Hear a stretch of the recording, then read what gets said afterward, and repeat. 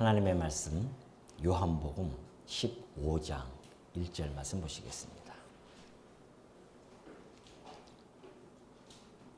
요한복음 15장 1절입니다. 다 찾으신 줄로 알고 봉독해 드립니다. 나는 참 포도나무요 내 아버지는 농부라. 무릇 내게 붙어 있어 열매를 맺지 아니하는 가지는 아버지께서 그것을 제거해 버리시고 무릇 열매를 맺는 가지는 더 열매를 맺게 하려 하여 그것을 깨끗하게 하시느니라. 너희는 내가 일러준 말로 이미 깨끗하여졌으니 내 안에 거하라. 나도 너희 안에 거하리라. 가지가 포도나무에 붙어 있지 아니하면 스스로 열매를 맺을 수 없음같이 너희도 내 안에 있지 아니하면 그러하리라. 나는 포도나무요 너희는 가지라.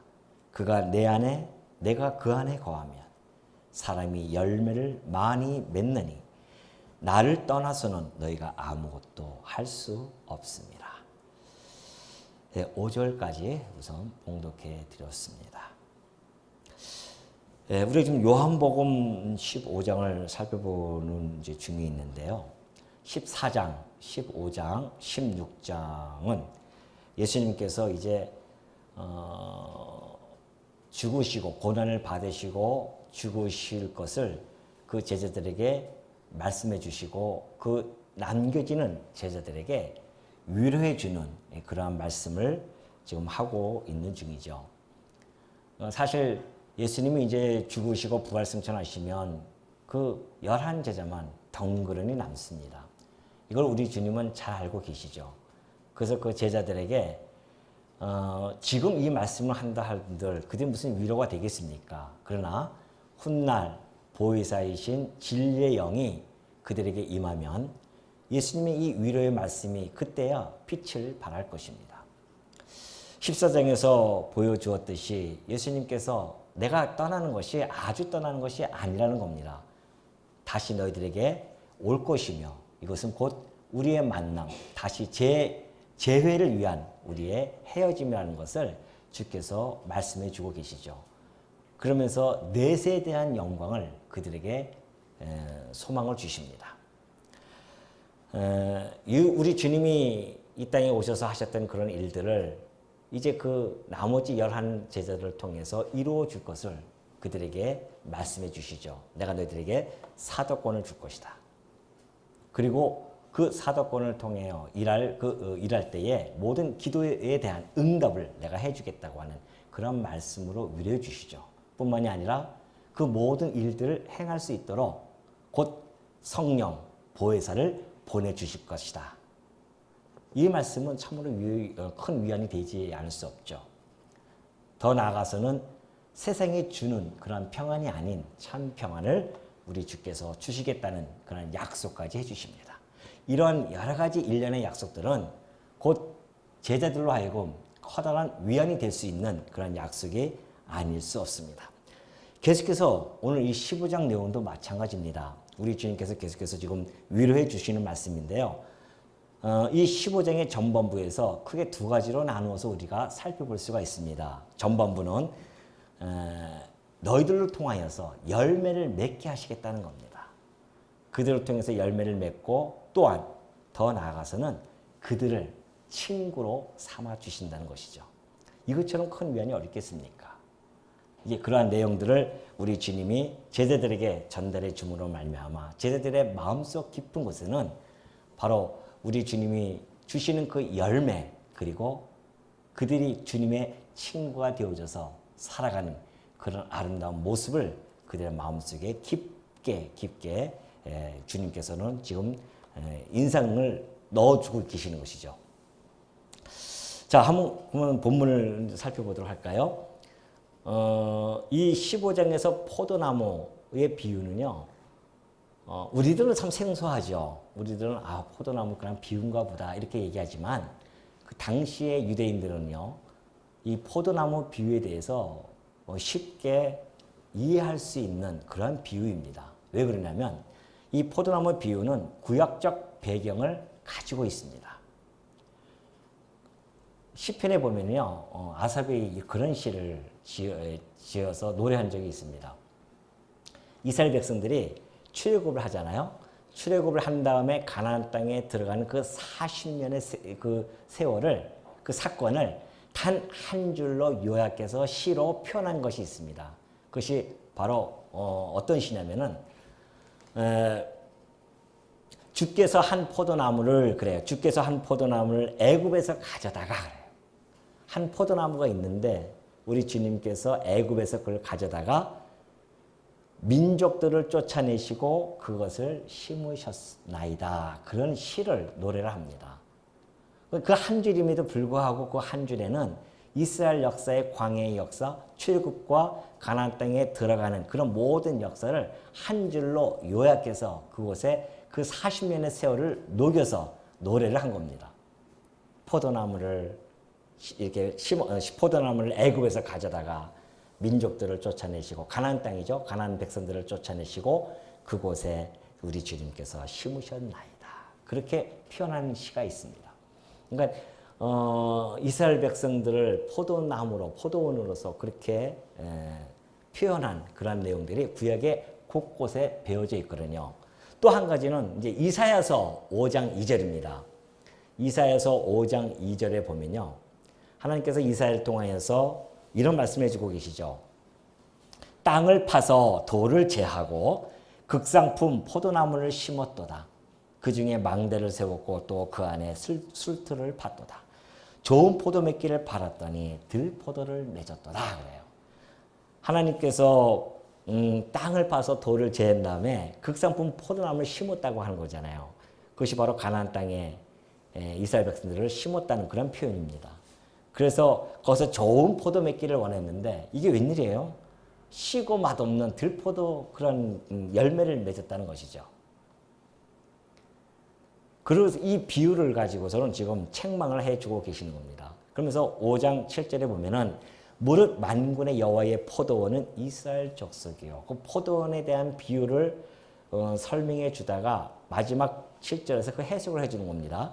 만군의 여호와의 포도원은 바로 이스라엘 족속이었다. 그러고 이야기하시죠. 또 그가 기뻐하시는 나무는 유다 사람이라, 곧 유다 사람이면 왕족이잖아요. 왕, 유다 지파에서 왕, 다윗 왕을 세우시죠. 그들에게 정의와 공의를 바랬는데 오히려 그들에게는 포악과 부르짖음만이 남아있다라고 그렇게 책망을 하신 바가 있습니다. 그러니까 이스라엘을 포도원으로 비유해서 설명해 준 내용이었습니다. 그렇다고 한다면 우리 주님께서 이스라엘 나라라고 하는 것은 곧 우리 주님께서 세우실 그리스도의 나라에 대한 모형과 그림자적인 그런 나라였었습니다. 그러니까 모형적인 것을 비유로 설명해 주었는데 바로 이 예수님이 오셔서 이제 실체적인 것을 비유로 설명해 준 겁니다. 그래서 예수님이 나는 참 포도나무요 라고 했던 것은 바로 이 구약적 배경을 가지고 이 비유를 들었기 때문에 누구든지 그때 당시의 사람들은 쉽게 알아듣는 거죠. 아, 이분을 통해서 그의 나라가 이루어진다는 것을 알 수 있는 것이죠. 내 아버지는 농부라 무릇 내게 붙어 있어 열매를 맺지 아니하는 가지는 아버지께서 그것을 제거해 버리시고 무릇 열매를 맺는 가지는 더 열매를 맺게 하려 하여 그것을 깨끗하게 하시느니라. 자,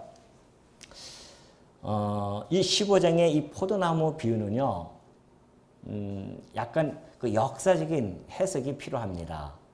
어떤 역사적인 해석이냐면은 이제 예수님께서 지금 아까 얘기했듯이 서두에 14장과 15장 그리고 16장은 남겨진 11 사도들을, 제자들에게 위로해 주는 말씀이라고 했죠. 그렇기 때문에 그들에게 지금 하나하나 약속을 해주는 부분입니다. 이것도 약속이거든요. 내가 포도나무고 너희들은 이제 가지다. 5절에 보면 그러지 않습니까? 너희는 가지라는 것이죠.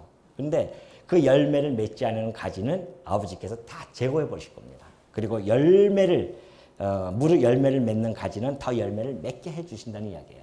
그러니까 이 말씀은 그때 당시에 사도들에게 역사적인 해석을 해야 우리가 좀 쉽게 이해할 수가 있습니다. 자, 무슨 얘기냐면은 포도나무가 이렇게 있잖아요. 포도나무가 있습니다. 그러면 가지가 있어요. 가지가 있는데 여러 가지 뭐 있죠. 예수님께서 지금 비유를 든다고 한다면 나는 포도나무요. 자, 예수님께서 포도나무이시고 너희들 제자들은 가지라는 겁니다. 근데 내게 붙어 있었어요. 3년 동안 제자들이 예수님과 붙어서 다녔단 말입니다. 그런데 그 중에 열매를 맺지 못한 자가 있었습니다. 열매를 맺지 못한 자가 누구냐면 무슨 열매냐면 믿음이라는 열매예요. 예수님과 붙어서 다니면서 11 제자들은 신앙적인 고백을 합니다. 주는 그리스도시요 살아계신 하나님의 아들이십니다. 라고 하는 믿음의 고백을 합니다. 그 열매예요. 근데 유독 이 가룟 유다 하나만 그것을 믿지를 못하는 겁니다. 예수님이 하나님의 아들, 곧 그리스도이심을 믿지를 못했어요. 그래서 그를 예수님을 떠난 겁니다. 떠나서 예수님을 팔러 이제 떠났죠. 배신하러 떠났단 말입니다. 그 말씀이거든요. 지금 2절의 말씀이 열매, 이 믿음이라는 열매를 맺지 못한 자는 어떻게 돼요? 가지는 버려버렸어요. 그래서 가룟 유다는 하나님으로부터 버림을 받아서 그는 자기 갈 길을 간 겁니다. 그러나 11 제자들은 믿음이라는 열매를 맺었습니다. 그래서 우리 하나님께서는 깨끗하게 더 열매를 맺게 하시려고 깨끗하게 해줬다는 겁니다. 근데 아까 얘기했듯이 우리 예수님께서 뭐라고 하십니까? 너희들은 이미 내가 일러준 말로 이미 깨끗하여졌다는 겁니다. 그들에게 3년 동안 다니시면서 말씀으로 깨끗하게 해줬다는 거죠. 그들이 3년 동안 다니면서 예수님을 믿었어요. 그 믿음으로 말미암아 그들이 깨끗함을 받습니다. 곧 의롭게 되어진 거죠. 이 믿음 위에 우리 주님께서는 하나님께서는 더 큰 열매를 맺게 해주신다는 겁니다. 무슨 열매일까요? 이것이 5절에 얘기했듯이 나는 포도나무요 너희는 가지라. 그가 내 안에 내가 그 안에 거하면 사람이 열매를 많이 맺나니 나를 떠나서는 열매를 맺을 수가 없다는 거죠. 자, 그리스도에게 붙어 있으면 믿음이라는 열매를 가졌어요. 그들이 곧 주는 그리스도시요 살아계신 하나님의 아들이십니다. 라는 고백을 했단 말이죠. 하나님께서는 그 고백 위에 교회라고 하는 열매를 맺어준다는 겁니다. 이들에게 가졌던 그 믿음, 그 열매 2절에서 그 말씀이에요. 아버지께서는 무릇 열매를 맺는 가지, 그 11 제자들이 열매를 맺었습니다. 믿었어요, 예수를. 그 열매를 맺은 자들에게 더 열매를 맺게 하시라고 가지를 깨끗하게 하시는 거죠. 이 교회, 이들을 통해서 교회가 이제 설립되어질 것을, 초대교회들이 만들어질 것을 우리 주님께서 지금 말씀해 주고 있는 것이죠. 그러니 예수님이 우리가 지난 시간에 우리 요한복음 13장인가요? 그때 한번 살펴봤었지 않습니까? 예수님께서 발 씻어 줍니다. 그때에 베드로가 전체를 다 씻어 주십시오 했더니만 이미 너희들은 목욕한 자라고 했습니다. 3년 동안 다니면서 이미 그들을 깨끗하게 다 거룩하게 만드셨어요. 주님과 함께 다니면서 그들의 말씀으로 그들을 깨끗하게 해주셨기 때문에 이제 너희들이 내가 떠나면은 그럼에도 불구하고 여전히 우리는 뭐 죄 가운데 살 수밖에 없죠. 그래서 서로 용서해주고 그래서 발을 씻겨주라는 그런 의미를 우리 주님께서 그들에게 남겨주었듯이 바로 이 제자들은 예수님과 함께 다니면서 그들은 그 믿음으로 말미암아 깨끗하게 되어졌고 그 깨끗함을 통하여서 교회가 그들을 통해서 이루어질 것을 약속해 줬죠. 제자들에게 이 열매, 너희들 통해서 이 어마어마한 일들이 벌어질 거라는 겁니다. 사실 이스라엘 백성들은 12지파를 통해서 그 나라가 형성되어졌듯이 우리 주님께서는 그 12사도, 이제 또 하나의 사도를 뽑지 않습니까? 그 12사도들을 통해서 교회를 세워줄 것을 약속해 주는 내용입니다. 이제 드디어 내가 나의 나라, 그리스도의 나라, 곧 하나님의 나라를 구약에서 모형으로 보여줬던 그 나라, 그 나라의 실체를 이제 너희들을 통하여서 하나하나 이루어 갈 것을 약속해 주는 그러한 내용이 바로 이 포도나무 내용이었습니다. 비유를 통해서 전달해 주고 있는 것이죠. 자, 이 초대교회가 이렇게 해서 이제 이루어지는 거거든요. 그래서 11 사도들이요. 12 사도들이, 물론 바울도 이제 사도로 부름을 받고 해서 교회 가는 곳곳마다 교회가 정말 세워집니다. 열매가 가득 채워져요. 예루살렘뿐만이 아니라 유대, 사마리아 땅끝까지 이르면서요. 교회들이 막 세워진단 말입니다. 우리 주님의 이 약속의 말씀이 그대로 이루어집니다. 제가 인터넷을 이렇게 보다가 그림을 하나 제가 본 적이 있어요. 그래서 여러분 제가 그림을 하나 이렇게 했는데 혹시 이 그림 아십니까? 이 포도나무죠. 이 포도나무가 저 나무 하나에 포도송이가 4,000송이가 열린대요. 이거 뉴스에도 났던 포도나무입니다. 장관 아닙니까 정말? 저는 이걸 보면서 가슴이 확 벅차오름이 들리는데 왜? 이 포도나무에 대한 우리 주님의 비유를 들으면서 이걸 보니까 만약에 이게 없었으면 그냥 보면 그냥 그런 거보다 했을 텐데 주님의 포도나무의 비유를 제가 연구하면서 이렇게 준비하면서 이 그림을 보는데 예사롭지 않게 보이는 거예요. 우리 주님의 이 비유의 말씀이 이 안에 풍성하게 담겨져 있구나. 이 포도송이 보입니까, 여러분? 대구장로교회 포도송이 보여요? 보이죠? 이왕이면 가운데로 갈까요? 크게. 우리 주님의 이 약속의 말씀대로 지금 교회가 전 세계적으로 저렇게 우리 주님 머리 하나, 이 포도나무 하나에 달려있는 저 수많은 포도송이 보십시오. 그러니 전 세계에 지금 이 포도송이 이 말씀이 그대로 이루어져서 각 교회마다 하나씩 다 세워지는 그 놀라운 역사가 이루어짐을 우리는 볼 수가 있죠. 그러니 내 안에 거하라. 4절 보면 그러죠. 나도 너희 안에 거하리라. 붙어 있지 않으면 열매를 맺을 수 없어요. 붙어 있지 않으면 열매 맺을 수 없죠. 당연하죠. 여기서 떨어지면 열매를 맺을 수가 없습니다. 이걸 우리 주님이 잘 설명해 주고 있죠. 그러면서 5절을 보면은 나를 떠나서는 너희가 아무것도 할 수 없습니다. 그래요. 제자들이 놀라운 역사를 통하여서 교회가 설립되어지는데 그 교회 세워지는 것이 그리스도를 통하여서 세워짐을 너무나 분명하게 얘기해 주고 있습니다. 이 열매는 바로 그리스도의 열매입니다. 가지는 붙어서 연결되어진 것뿐이에요. 이 가지 스스로가 열매를 맺히는 것이 아니라 이 뿌리로부터 진에게 올라와서 가지를 통하여 열매가 맺혀지는 겁니다. 사도들이 예수 그리스도와의 믿음 속에서 붙어 있었기 때문에 많은 열매들이 지금도 여전히 나타나고 있는 것이죠. 그래서 우리가 이런 걸 보면은 교회 이 단일성이라고 하는 것이 예수 그리스도를 떠나서는 확보되어질 수가 없습니다. 교회의 단일성은 오로지 예수 그리스도예요. 요즘 종교다원주의라고 해가지고서는 이것도 하고 접붙이면 된다고 이렇게 생각하고 있는 사람들이 기독교 내에서도 있습니다. 완전히 그는 잘못된 비성경적인 그러한 그들이 가지고 있는 교회관입니다. 교회의 단일성은 예수 그리스도를 떠나서는 확보할 수가 없습니다. 우리 대구에 있는 이 교회도 그렇고 서울에 있는 교회도 그렇고 제주도에 있는 교회, 저 하와이, 미국의 모든 교회들이 다 예수 그리스도를 통하여 이루어진 교회라 있기 때문에 그 단일성을 우리는 확보하고 있는 거죠. 교회 생명력도 마찬가지입니다. 교회가 가지고 있는 생명력은 예수 그리스도의 그 생명으로부터 출발되어지지 않으면 교회는 이미 죽은 교회입니다. 교회가 예수 그리스도를 증거하지 아니하고 그곳에 붙어있지 않으면 철저하게 붙어있지 않으면 그 교회는 죽은 교회예요.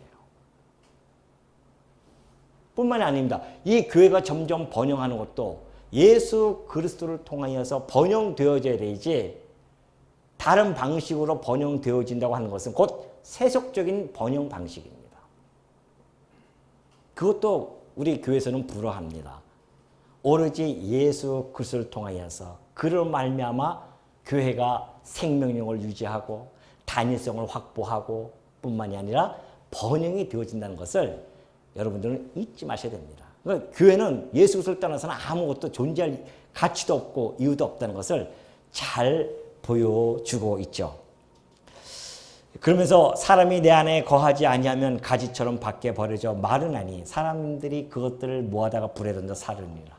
너희가 내 안에 거하고 내 말이 너희 안에 거하면 무엇이든지 원하는 대로 구하라. 그리하면 이루리라.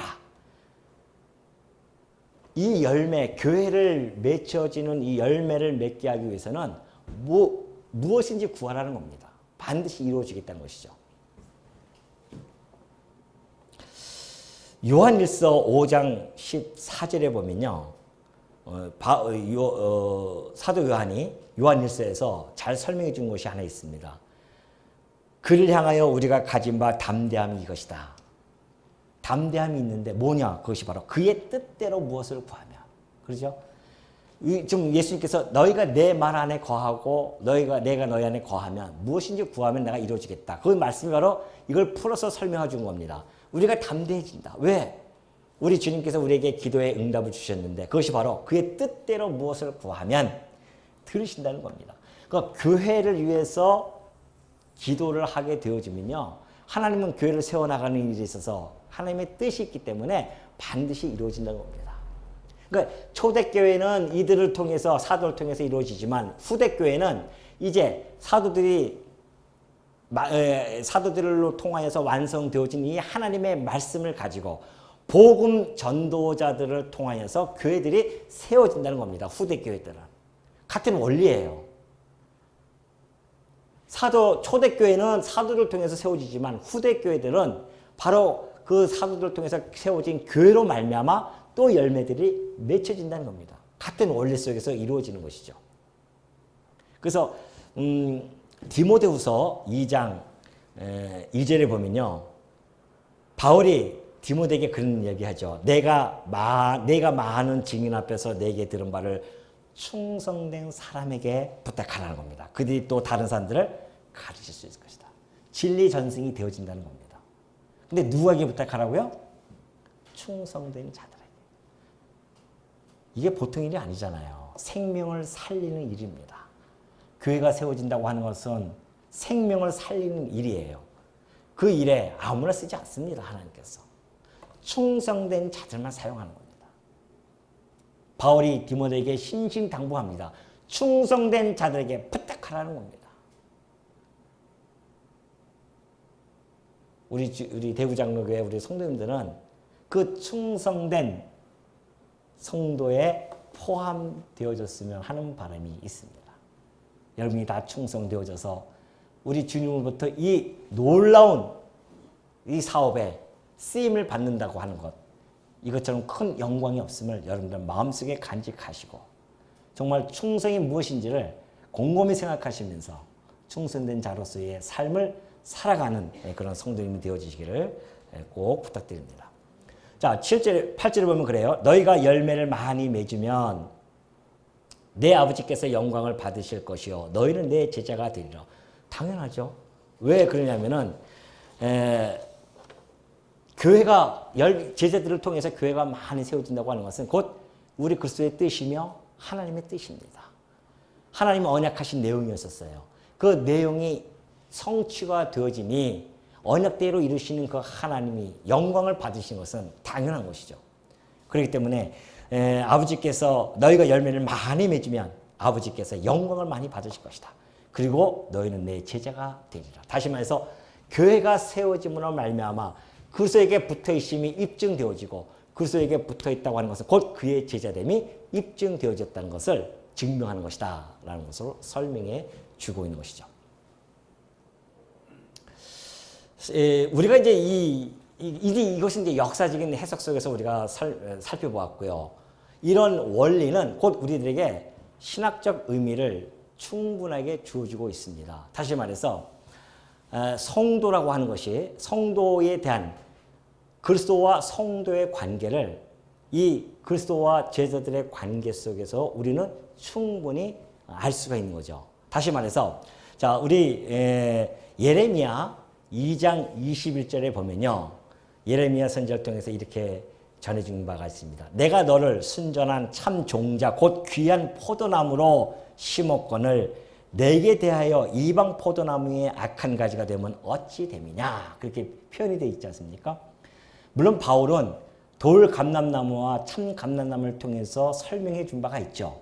오늘 저는 이 예레미야 말씀을 가지고 포도나무에 비우니까 충분히 이것을 우리와 접목시켜서 설명이 가능하다는 겁니다. 다시 말해서 여러분과 저는 이방나무 가지였었어요. 이방나무 가지라고 하는 것은 열매가 뻔하지 않습니까?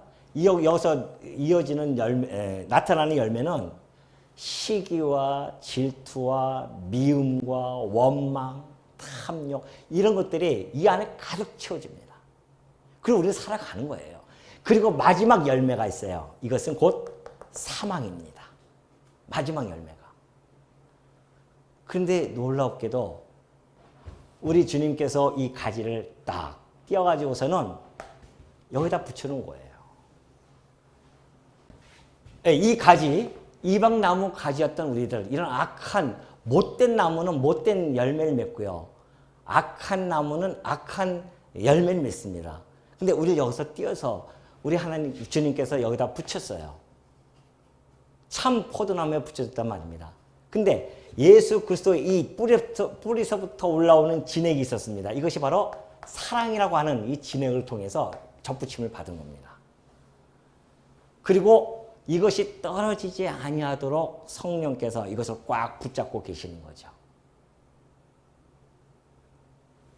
이 접붙임을 접붙임을 받고 예수 그리스도와 하나가 되어진 이 연합이라고 하는 것은 신비스러우면서도 영적인 것이거든요.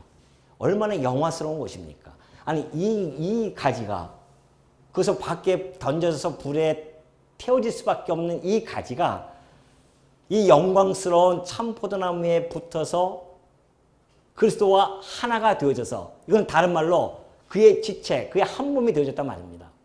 붙어졌어요, 우리가. 그래서 이로부터 나오는 진액을 통해서 우리가 아름다운 열매를 맺기 시작하는 겁니다.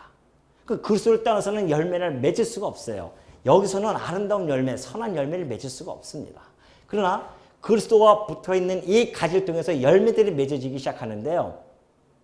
비록 우리가 아직까지는 여기 있었던 이 열매들이 아직은 남아있잖아요. 그 열매들이 남아있지만 그 열매들을 점점 밀고 빠집니다. 여기 이제 악한 열매들이 있었다고 한다면 여기서부터 계속해서 진액이 오면서 우리에게 열매가 맺혀지기 시작합니다. 이 열매들은 점점 하나씩 떨어지면서 아름다운 여기 열매가 맺어지는데, 갈라디아서에 보면은 바울이 얘기했던 것처럼 무슨 열매가 맺어집니까? 성령의 열매들이 맺혀지는 겁니다. 사랑이라고 하는 그 열매가 맺혀져요. 희락이라고 하는 열매가 맺혀집니다. 화평과 오래 참음과 또 뭐 있어요? 자비, 양선, 충성, 온유, 절제, 이런 9가지 열매들이, 성령의 열매들이 여기서 주렁주렁 열리는 겁니다.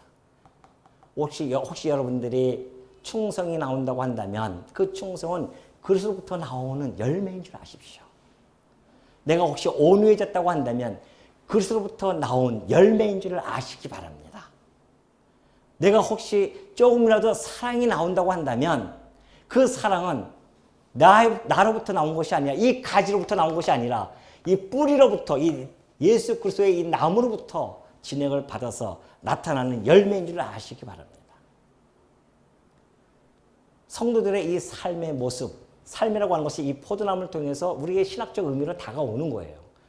만약에 그리스도를 떠난다고 한다면 열매가 맺혀질 수가 없습니다. 여기서 덜렁덜렁 한다면 되겠어요? 열매가 맺혀집니까? 제대로 안 되죠. 그래서 이 열매를 맺혀지기 위해서는 뿌리로부터 계속해서 공급을 받아야 되는데, 그 자양분이 뭡니까? 자양분이 뭐겠어요? 그것이 바로 말씀입니다. 말씀을 통해 우리가 날마다 깨끗해짐을 받고 그 깨끗해짐을 통하여 아름다운 열매를 맺혀가는 겁니다. 많은 분들이 여기에서 고민을 참 많이 하거든요. 어느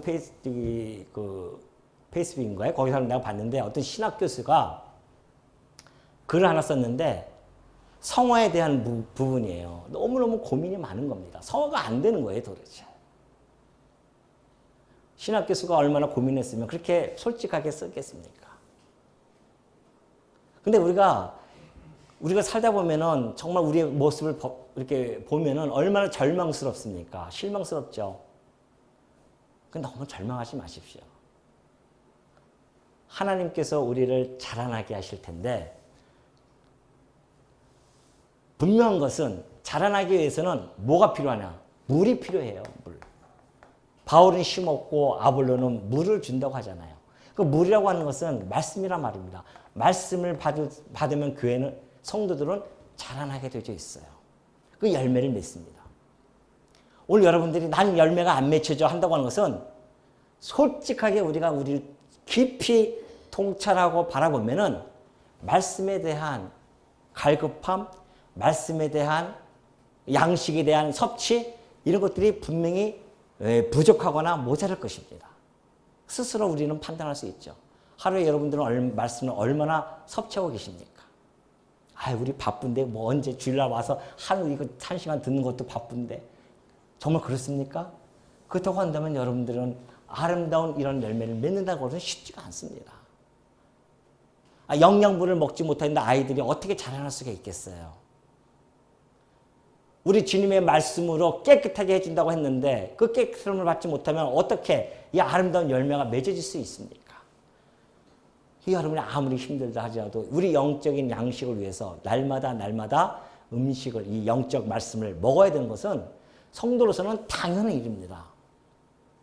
혹시 여러분들이 그것을 소홀히 여겼다고 한다면 오늘부터라도 다시 한번 마음을 가다듬고요. 매일매일 이 영적 양식을 어느 정도 날짜 장을 정해서 날마다 섭취를 해야 아름다운 열매가 맺혀질 수가 있습니다. 왜? 이 말씀이 나로 하여금 책망하기도 하고요.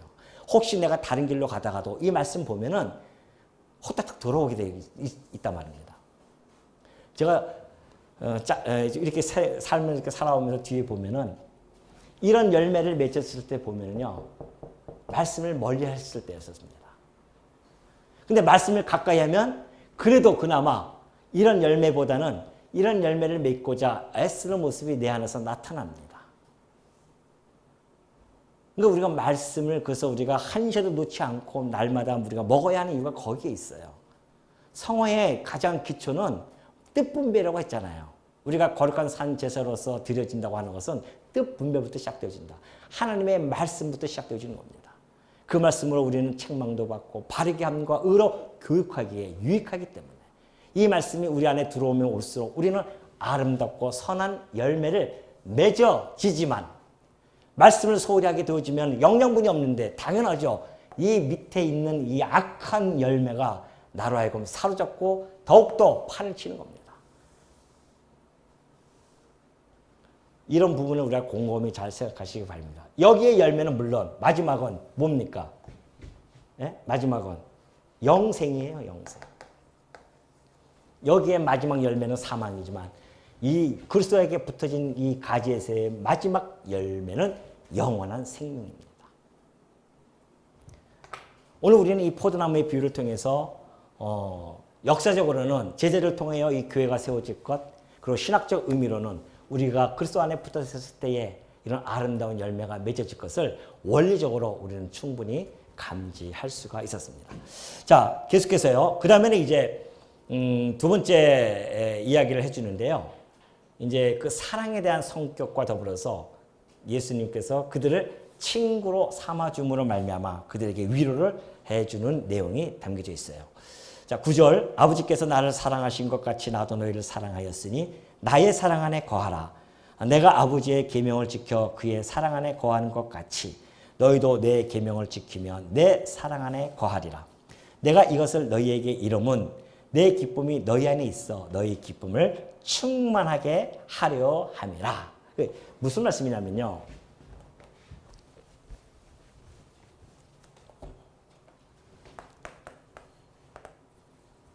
자, 제자들이 있습니다. 자, 아버지께서 나를 사랑하셨던 것처럼 그래요.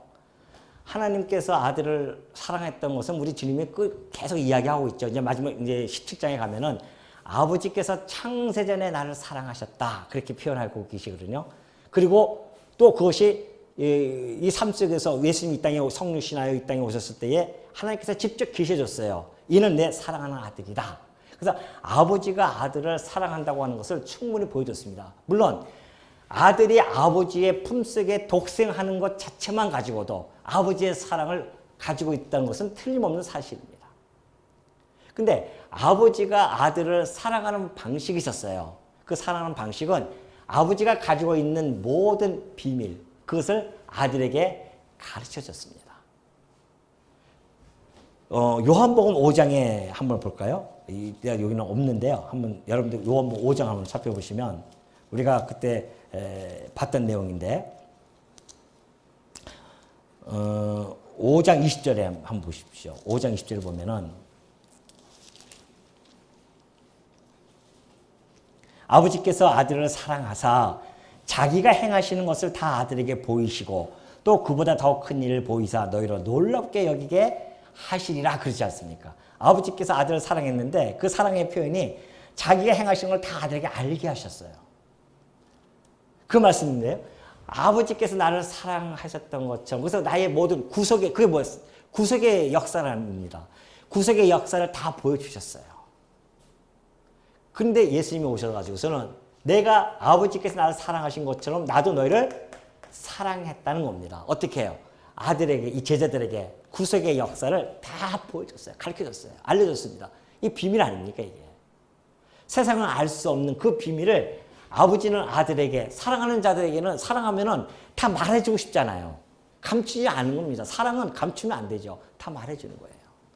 아버지가 아들을 사랑해서 다 구속의 역사를 아버지께 행하실 그 구속의 사역을 말해 주었듯이 우리 주님께서도 제자들에게 그 구속의 사역을 다 말해 줬습니다. 그 얘기예요. 지금 8절에 있는 내용이. 아니 9절에서 나를 사랑하신 것 같이 나도 너희를 사랑하였으니 나의 사랑 안에 거하라. 그러니 너희가 내 사랑 안에 곧 구속의 그 사역 사랑 안에 너희들이 거하라는 것이다. 그러면서 10절에 보면은 내가 아버지의 계명을 지켜 너희 그의 사랑 안에 거하는 것 같이 너희도 내 계명을 지키면 내 사랑 안에 거하리라.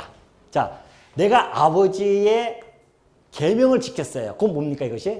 순종입니다. 아버지께 계명, 아버지의 계명은 뭐예요?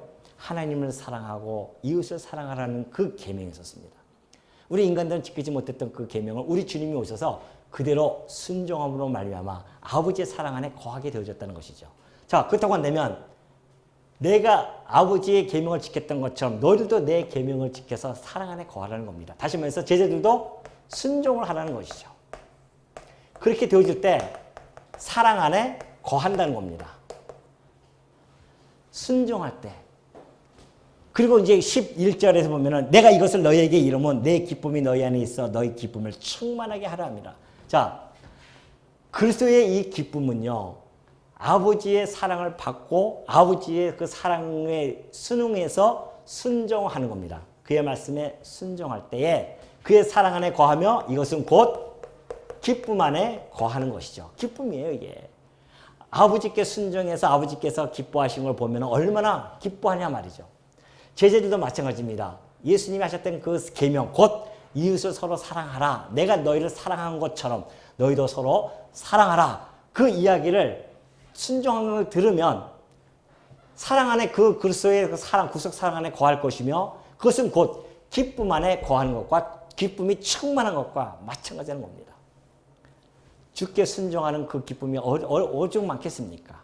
아니, 나를 죽기까지 사랑하셨던 그 그리스도 앞에 우리가 순종한다고 하는 것, 그래서 우리 주님이 사랑 안에 거하게 되어졌다고 하는 것, 주의 사랑 안에 거한다고 하는 것, 그것 좀 큰 기쁨이 있습니까?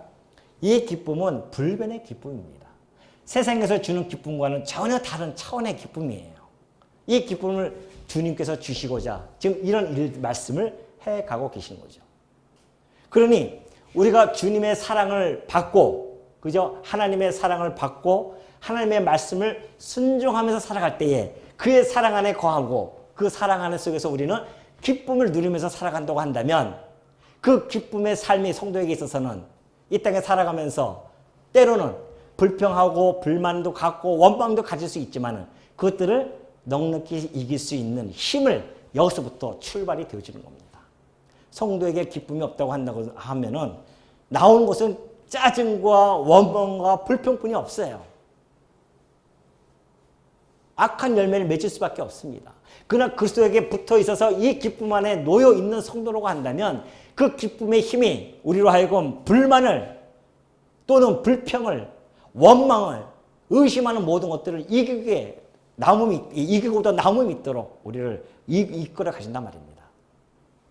그것뿐만이 아니에요. 우리가 땅에 살아가면서 환난과 핍박과 고난이 혹 닥친다 할지라도 그것들을 넉넉히 이길 수 있는 담대함, 담력, 용기, 인내 이런 것들을 우리들에게 공급해 주는 겁니다. 이 기쁨. 그것뿐만이 아니에요. 우리가 살아가면서 성도들이 행해야 할 그 사랑의 수고를 지속적으로 지치지 아니하고 행할 수 있도록 해주는 것이 바로 이 기쁨입니다. 그러니 이 기쁨을 가지고 있는 자야만이 진정한 행복을 누리는 거 아니겠어요? 그래서 우리가 말씀을 순종하는 것이 그렇게 중요한 겁니다. 예수님이 계속해서 지금 얘기하잖아요.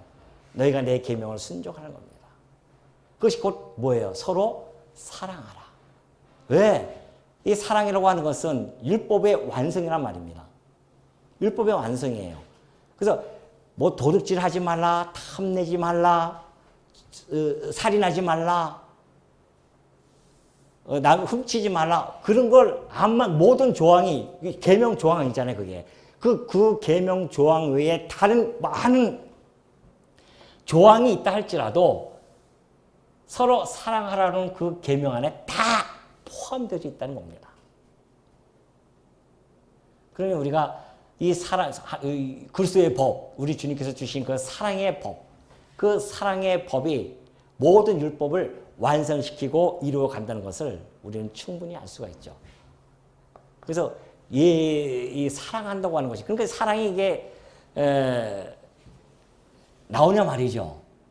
여기 있던 사람들은 나오기 힘들지 않습니까? 그러나 항상 그 사랑은 그리스도의 사랑을 깨닫는 만큼 비례해서 나오는 겁니다. 이웃사랑은. 왜? 그런 그리스도께서 내가 너희를 사랑한 것 같이 그러잖아요. 너희도 서로 사랑하라고 하는 것. 그러니까 이 그리스도의 사랑은요, 수직적 사랑이죠. 제자들의 사랑은 수평적 사랑입니다. 수직적 사랑은요, 그리스도의 사랑은 우리가 사실은 흉내낼 수 없는 사랑입니다. 왜? 그리스도의 사랑은 무한한 가치를 가진 사랑이란 말이죠. 구속적인 사랑이에요. 구속의 성취를 이루는 그런 사랑이란 말입니다. 대속적인 사랑이죠. 그러나 우리의 사랑, 우리가 하는 사랑은 그리스도의 사랑의 본질과는 다른 사랑이에요. 우리가 내 형제를 위해서 혹시 죽는다 할지라도 대속적인 사랑은 아니잖아요. 그 사랑은 자아를 희생하는 그런 사랑일 뿐입니다. 그리스도의 사랑은 자아 희생의 희생적인 사랑이 있죠. 그건 나타나는 과정입니다. 그러나 본질은 대속적인 사랑이고요. 우리는 그리스도의 사랑을 취하는 것은 대속적인 사랑을 우리 형제들에게 하는 것이 아니라 무슨 사랑? 나를 희생하는 자아 희생적인 사랑을 행하는 것이 서로 사랑하는 겁니다. 그러니 내가 이것을 너희에게 이루면 내 기쁨이 너희 안에 있어 너희 기쁨을 충만하게 하려 함이라 그러죠. 그러면서 내 계명은 곧 내가 너희를 사랑한 것 같이 너희도 서로 사랑하는 이것이라 그러잖아요. 내 계명은 바로 내가 너희를 사랑한 것 같이 너희도 서로 사랑하라. 그러니까 여러분이 지금 막 사랑이 안 나오면 왜 안 나올까? 곰곰이 생각해 보셔야 됩니다. 어디로 거슬러 올라가야 되냐면 그리스도의 이 사랑, 이쪽 진액으로 빨리 올라가 봐야 돼요. 이게 좀 붙어 있는지 제대로 떨어져 있는지. 그리스도의 사랑을 느끼면 느낄수록 우리는 형제에 대한 사랑이 더 풍성하게 나올 수 있음을 잘 보여주고 있죠. 요한일서 3장 16절 보면 그러죠. 요한일서 3장 16절 보면은 요한이 바로 이 말씀을 좀 더 예수님이 이 말씀을 풀어서 설명해 줍니다. 그가 우리를 위하여 목숨을 버리셨으니 우리가 이로써 사랑을 알고 우리도 형제들을 위하여 목숨을 버리는 것이 마땅하니라 그래요. 자, 12절에 보면 그래요. 내 계명은 곧 내가 너희를 사랑하는 것 같이 너희도 서로 사랑하는 이것이니라. 사람이 친구를 위하여 자기 목숨을 버리면 이보다 더 큰 사랑이 없나니 너희는 내가 명하는 대로 행하면 곧 나의 친구라. 이제부터는 너희를 종이라 하지 아니하리니 종은 주인이 하는 것을 알지 못함이라. 너희를 친구라 하였노니 내가 내 아버지께 들은 것을 다 너희에게 알게 하였습니다. 아버지께 들은 모든 이야기를 내가 너희에게 다 알리지 않았느냐. 그러니 너희들이 나의 친구다. 그러니까 그 사실을 알게 되어지면 친구로 삼아주는 거죠. 이 하나님께서요, 과거에 아브라함을 부릅니다. 그리고 아브라함에게 약속해 주죠. 천하 만민이 너의 후손을 통해서 복을 얻을 것이야. 그 비밀을 얘기해 줍니다. 그리고 우리 하나님께서는 아브라함을 나의 벗 아브라함이라고 그렇게 친구로 삼아줘요. 왜? 알려주셨으니까. 우리 주님이 그대로 그 역사를 진행해 가고 계시는 겁니다. 그 제자들에게 당신의 구속의 사역을 알려주고 이제 너는 나 친구야. 종은 주인이 하는 것을 모르죠. 그러나 친구는 주인이 하는 것을 아는 거예요. 그 친구끼리 서로 이야기하니까. 그러니 여러분 그 친구를 삼아줬다는 것이 얼마나 큰 위로가 되어집니까?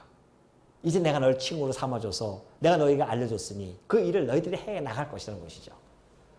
그러면서 친구를 위하여 목숨을 버리는 것보다 더 큰 사랑이 없다는 겁니다. 다시 말해서 내가 너희를 위하여 목숨을 버릴 거야. 내가 너희를 친구로 삼아주고 내가 너희를 위하여 목숨을 버릴 것이다. 그것이 바로 요한일서 3장 16절에 그가 우리를 위하여 목숨을 버리시지 않았느냐. 그러냐 우리가 이로써 사랑을 알았다는 겁니다.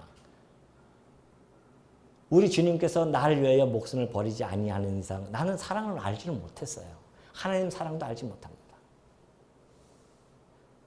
아담이요 이 땅에 하나님께서 만드셨어요. 만드시고 나서 살아가게 하는데 아담이 하나님을 사랑할 수 있었을까요? 사랑은 못합니다. 그럼 창조된 그 상태였었어요. 그때부터 태어나는 모든 인간들이 있다고 한다면 하나님 사랑과 이웃 사랑을 몰랐을 것입니다. 왜? 아버지의 사랑을 느끼지 못하는데 어떻게 형제 간의 사랑을 느낄 수 있겠습니까? 그래서 필요했던 것이 바로 타락이에요. 하나님께서 섭리의 당신의 백성들을 살아가는 그 사랑의 원리, 살아가는 삶의 원리를 사랑으로 잡으셨는데 사랑하면서 살아가게끔 해주셨는데 그걸 알지 못하니까 타락을 통해서 그걸 알게 하시는 겁니다. 그래서 타락을 통해서 아버지께서 이 땅에 와서 그의 아들을 보내셔서 죽이심으로 말미암아 아버지에 대한 사랑을 확증시켜주고요. 그 사랑을 보여줘서 이것이 사랑이야. 그래서 그 사랑을 성도들로 하여금 알게 하시고 서로 형제끼리 사랑하면서 살아갈 수 있도록 그렇게 만드신 그 계기가 바로 타락이 되는 겁니다. 물론 이 땅에 살아가면서 그 사랑이 완성되어질 수는 없겠죠. 하나님 나라가 완성되어질 때 그때야 비로소 우리는 하나님을 사랑하고 이웃 사랑이 완성이 되어지는 그런 사회를 우리는 만들어진 그 사회에서 우리는 살아갈 것입니다. 우리가 그것이 소망하면서 살아가는 것이에요. 비록 지금은 미완성적으로 살아가고 있지만 그럼에도 불구하고 이 땅에서 그 사랑을 어떻게 미완성이지만 발전시켜 나가는지를 잘 보여주죠. 우리가 이로써 사랑을 알고 우리도 형제들을 위하여 목숨을 버리는 것이 마땅하다. 우리 주님이 내가 너희를 사랑한 것처럼 너희를 사랑하라고 하는 그 말씀에는 우리 형제들을 위해서 목숨을 버리는 것이 마땅할 정도의 사랑입니다.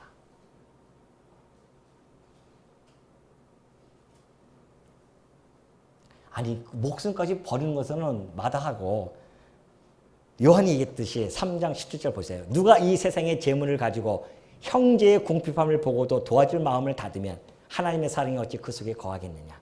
자녀들아 우리가 말과 혀로만 사랑하지 말고 행함과 진실함으로 하자. 이 말씀을 잘 풀어서 설명해 준 내용입니다.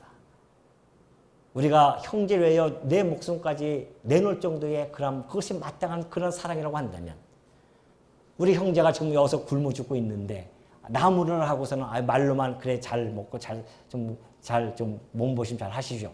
그러고서 끝나면 되겠냐 말이죠. 물론 이것도 그때 당시에 초대교회는 핍박과 고난을 받으면서 출교를 당하면 할 게 없잖아요. 그러니까 성도들이 돌아다닙니다. 예를 들어서 지금 아프가니스탄 거기에 있는 성도들이 출교를 당해서 한국 땅에 오면 한국 교회가 그들을 보살펴 줘야 됩니다. 아니, 세상 사람들은 고사하고 우리 그리스도 안에서 한 형제 되어진 그 형제들조차도 우리가 돌보지 못한다고 한다면 어찌 우리가 그리스도의 사랑을 실현시키면서 살아갈 수 있겠냐 말이죠. 그러니 이 교회 내에서도 만약에 어떤 형제가 정말 굶고 힘들면 교회가 반드시 구제해야 되는 것은 당연한 일입니다. 우리 주님의 이 사랑은 그러한 성격과 그러한 성질을 우리 가지고 있다는 겁니다. 그러니 오늘 여러분들이 이 땅에 살아가면서 우리 주님께서 이 제자들에게 하셨던 그 계명이 제자들에게만 머문 것이 아니라 오늘 우리들에게도 여전히 전달되어지고 있고 우리도 그 사랑을 받은 자들로서 똑같이 순종을 통하여서 서로 사랑하는 것, 이것이 이 땅에 살아가면서 우리가 해야 할 과제인 것 여러분이 꼭 명심하시면서, 혹 내가 지금 사랑이 나오지 않는다고 한다면 그리스도로부터 받은 그 사랑에 대한 감동과 감격이 약화되어지지 않았는지를 또 한번 점검도 해보시고요. 그걸 통해서 형제를 사랑함으로 말미암아 그리스도의 계명을 이루어가는 아름다운 성도의 삶이 이어지는 성도들이 되어지시기를 당부드립니다.